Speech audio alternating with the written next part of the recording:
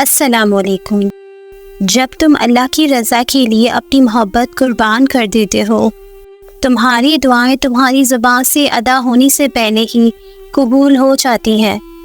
بس ان کے ملنے کا وقت تمہارے مانگے گئے وقت سے تھوڑا مختلف ہوتا ہے، تو پھر یہاں مایوس بیٹھنے کا کیا فائدہ جب وہاں اللہ تمہاری پکار کا انتظار کر رہا ہے۔ اپنے اس تھکے ہوئے دل کو بتا دو کہ اللہ نے اسے اکیلا نہیں چھوڑا، کل لکھ دیا ہے مقدر میں، اس نے تمہاری دعا کو ادھورا نہیں چھوڑا، وہ ماننے کو تیار بیٹھا ہے، تم اس کو مناؤ تو صحیح، پھر دیکھو کیسے وہ مہربان تمہاری دعاؤں کو تمہارا مقدر کر دے گا۔ جب وہ تمہیں پسند کر لیتا ہے نا، تو وہ تمہیں ان چیزوں کے ذریعے آزماتا ہے جو تمہیں پسند ہوتی ہے۔ جو آزمائش دیتا ہے وہ اس پر پورا اترنے کی ہمت بھی دیتا ہے۔ جو مشکلات دیتا ہے وہی ہمارے لیے مدد کے وسیلے بھی بنا دیتا ہے۔ وہ یوں تو تمہارا صبر آزماتا ہے کہ کب تک اس سے مانگتے ہو، اور یوں تمہاری محبت آزماتا ہے کہ کیا اس کی محبت کے لیے اس محبت کو چھوڑ پاتے ہو۔ تو تم جب اللہ کی رضا کے لیے اپنی محبت قربان کر دیتے ہو، پھر تم اس کی رضا کے لیے اپنی جس خواہش کو رد کر دیتے ہو، وہ اس خواہش پر راضی ہو کر اسے تمہارا مقدر بنا دیتا ہے۔ تو پھر نصیب کے لکھے ہوئے پر مایوسی کیسی؟ تمہارا رب جب چاہے جو چاہے بدل سکتا ہے۔ جب اللہ کی جانب سے تمہارے صبر کا صلہ آئے گا، تب تم بھول جاؤ گے کہ تم نے کبھی کچھ کھویا بھی تھا۔ یقین رکھو اللہ کی تعبیریں ہماری دیکھے ہوئے خوابوں سے بہت بہتر ہوتی ہیں۔ پھر یہ مت دیکھو کہ تمہارے بس میں کیا ہے، بلکہ یہ دیکھو کہ جس سے مانگ رہے ہو اس کے بس میں دینا ہے۔ اور جب تمہاری نیت صاف ہوتی ہے اور تم کسی کام کو کرنے کی ٹھان لیتے ہو، تو کائنات کی ساری طاقتیں متحرک ہو جاتی ہیں، اور پھر اللہ خود تمہاری مدد کرتا ہے۔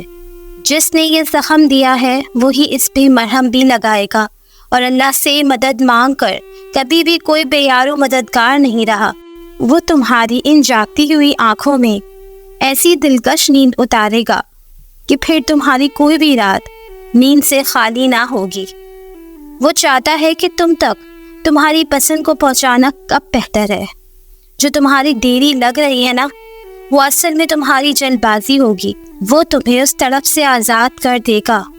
اللہ تعالیٰ تمہیں جلد ہی اس تکلیف سے نکال دے گا جس کی تکلیف تمہیں کہیں سے بے چین کیے ہوئے ہے، چین نہیں لینے دیتی۔ اللہ تمہیں اس سے بڑھ کر عطا کرے گا۔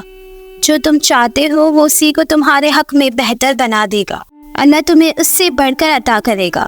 جو تم چاہتے ہو وہ اسی کو تمہارے حق میں بہتر بنا دے گا جو تم مانگتے ہو۔ صبر مشکل ہے، بہت مشکل ہے، لیکن اس کا صلہ بے حد خوبصورت ہے۔ ابھی نہ صحیح، مگر تمہاری دعاؤں کا جواب جب بھی آئے گا کن سے خالی نہیں آئے گا۔ وہ اگر درد ایسا دیتا ہے کہ ساری رات آنکھ نہ لگ سکے، تو وہ سویرا بھی پھر ایسا دیتا ہے جو ان آنکھوں کو ٹھنڈا کر دے۔ تم اس کے لیے نیند ترک کر کے آؤ تو کیسے ممکن ہے کہ وہ تمہاری دعاؤں کو رد کر دے گا؟ اگر اس نے تمہیں اپنے لیے منتخب کر لیا ہے تو جان رکھو کہ اس نے تمہاری رضا کو اپنی رضا کے لیے چن لیا ہے۔ تو پھر تم اس کی جانب واپس لوٹ جاؤ، وہ تمہاری چاہت ہر چیز واپس لے آئے گا۔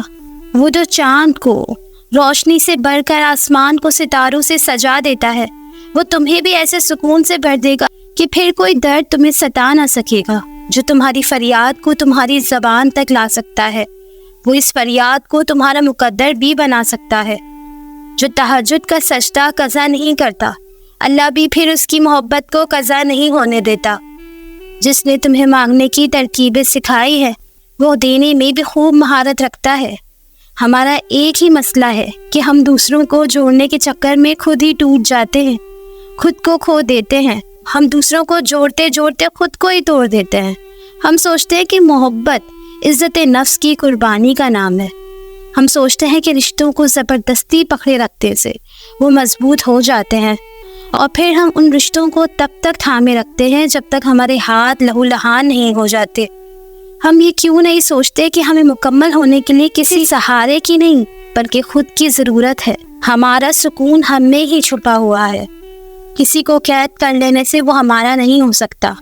عزت نفس قربان کرنے سے محبتیں نہیں ملا کرتی.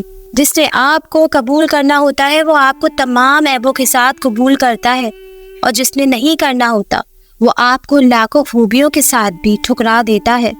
تو پھر کس کا انتظار کرتے ہو؟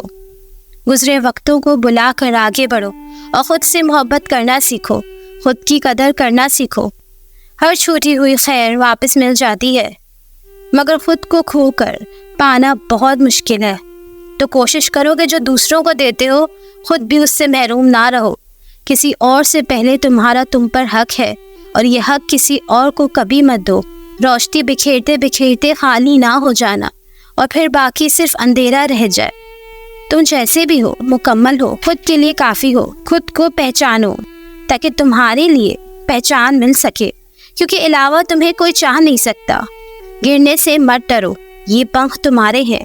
دعائیں ناممکن چیزوں کے لیے تو ہیں، ایسی چیزیں جو تمہاری پہنچ سے باہر ہیں، ایسی چیزیں جو تمہارے مقدر تم سے چھین لی گئی ہیں، ایسی چیزیں جو تمہارے مقدر سے تم سے چھین لی گئی ہیں، ایسی چیزیں جن کے ملنے کی بھی کہیں سے بھی کوئی امید نہیں، ایسی چیزیں جس کے ہونے کا تم خواب میں تصور نہیں کر سکتے، ایسی چیزیں جس کے مخالف ساری کائنات آ کھڑی ہو جائے، ایسی چیزیں جو تمہارے تخیل میں بھی نہ سما پائے، ایسی چیزیں جنہیں مانگنے سے تمہاری عقل انکار کر دے، ایسی چیزیں جن کے رونما ہونے کا تم احساس تک نہ ہو، ایسی چیزیں جس کو چکر کر تمہاری عقل دھنک رہ جائے، ایسی چیزیں جنہیں نہ کبھی کسی نے دیکھا ہو اور نہ سنا ہو، ایسی چیزیں جو تم سوچتے ہو کہ ابھی حقیقت نہیں بن سکتی، ایسی چیزیں جن کے ہونے کا علم تمہاری چھٹی حس کو بھی نہیں ہو سکتا.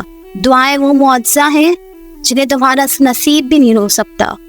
دعائیں وہ کن کا سوال ہیں جنہیں اللہ کبھی رد نہیں کرتا. دعائیں تو پھر ان چیزوں کے لیے ہیں جو ہاتھ سے نکل جاتی ہوں، بس ایک صدا کی بات ہے، اور پھر رفتہ رفتہ چیزیں مل جاتی ہیں. تمہاری دعائیں ہی تمہارا مقدر ہوتی ہیں، اور دعاؤں کا لکھا تو نصیب بھی نہیں ٹال سکتا. بے جان کہانی میں پھر سے جان پھونک سکتی ہیں، وہ تمہاری دعائیں نہیں ہیں تو اور کیا ہوتا ہے؟ ناممکن سے ممکن تک کا جو فاصلہ ہے وہ بس اتنا سا ہے جتنا تمہارے ایک ہاتھ کا دوسرے ہاتھ سے، اور کبھی کے بار تم اتنے سے فاصلے کو بھی دیکھ نہیں پاتے ہو، کیونکہ تمہارے تخلیق کردہ وسوسے اور تمہاری التجاؤں کے رد ہونے کا خوف تمہاری یقین پر اتنا حاوی ہو جاتا ہے کہ تم بھول جاتے ہو کہ کوئی ہے جو تمہیں کبھی بھولنے والا نہیں.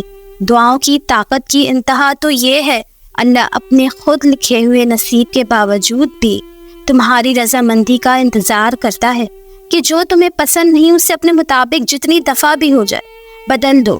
وہ تو چاہتا ہے کہ تم اس وقت اس سے مانگو اور وہ تمہاری پسند کو تمہارے سپرد کر دے. تمہیں لگتا ہے کہ وہ تمہاری رضا کے لیے یہ ایک قطرہ نہیں دے سکتا جس کی دست رس میں 7 سمندر ہیں، تو پھر جس کی ذات اتنی لامحدود ہے کہ 2 جہانوں میں نہ سما پائے، اس سے محدود دعائیں کیسے مانگ سکتے ہو؟ اسی لیے وہ مانگو جو پانا چاہتے ہو، اور یہ پھر یہ مت دیکھو کہ وہ تم پا سکتے ہو یا نہیں. تو تم توکل رکھو اللہ پر، منزل کا فیصلہ رب پہ چھوڑ دو، اور جلد ہی اللہ ہمارے لیے ایک ایسا معجزہ بھیجے گا جس کی نہ کوئی حد ہوگی اور نہ ہی کوئی اختتام.